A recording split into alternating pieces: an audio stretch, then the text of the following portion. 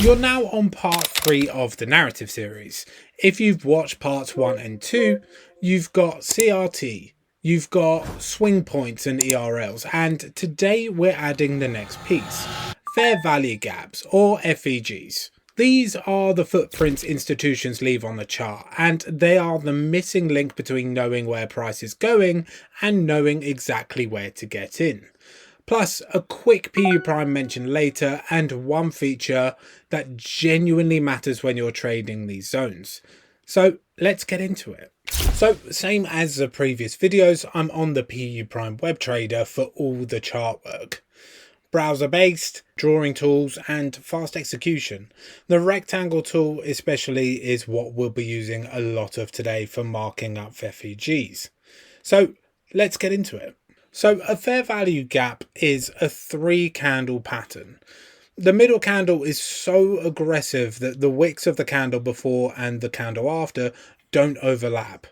There's a gap, a price range that didn't get traded through properly. That gap is the FVG. And the reason it matters is because it's evidence of a big player stepping in with size. Retail traders don't print candles aggressive enough to leave gaps. Institutions do. So when you see an FVG, you're literally looking at where smart money entered. For me, the way that I like to see fair value gaps is more a sort of institutional moves. And, there's a lot of ways that you can look to trade them, but realistically for me, it just shows big moves in the market and what you're looking for, and these are absolutely everywhere. Some hold, some don't hold. Nothing is 100% perfect, but when you're trading, knowing where to use them in the right areas, which will come in the next video, it's important to understand why. But for this example, we're just going to be drawing out some fair value gaps for you to have a look at. So again, that 3-candle pattern, there was no wick to wick, there's just a gap right there. You can see one from here, top to bottom here, there's a big gap, a big gap here in the market. And these are what it is. So for me, I like to, yes, use ERLs for market structure, but I also like to use fair value gaps more to show me the current sort of narrative in the market, which way is price really moving, which way are the institutions pushing the market. And this is really how I like to read things. So coming into today's market on the 1 hour, I can see that we're very much bearish, and there's a lot of ways for you to see that you're bearish.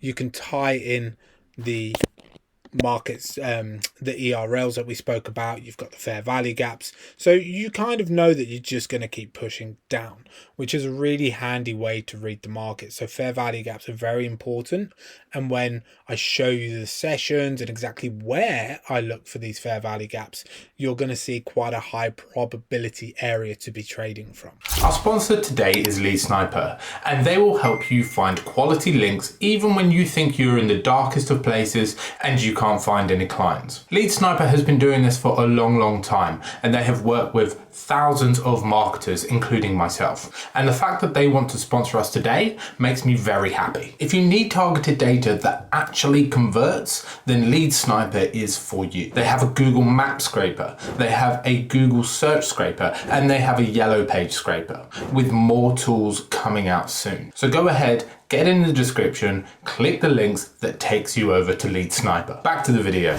Now, jumping over to the daily for more of a bigger picture, you can see you had a fair value gap here. Price pushes down, you tap in and you keep pushing further. You know that the flow of the market is bearish. You tie that in with the ERLs, you are bearish. You know that the price is going down. You had a big push here, okay? Price came up, sure, the fair value gap, was holding, but when a new fair value gap is made, that's the one I want to pay attention to. I like the most recent fair value gap. So price came down, we took this ERL, so the flow was bearish, and from that ERL we pushed up, created a fresh fair value gap where price came back, tapped into, and we kept pushing higher. So I know for, for the trades these days, bullish is the way that I want to go, even though that the ERL's bearish.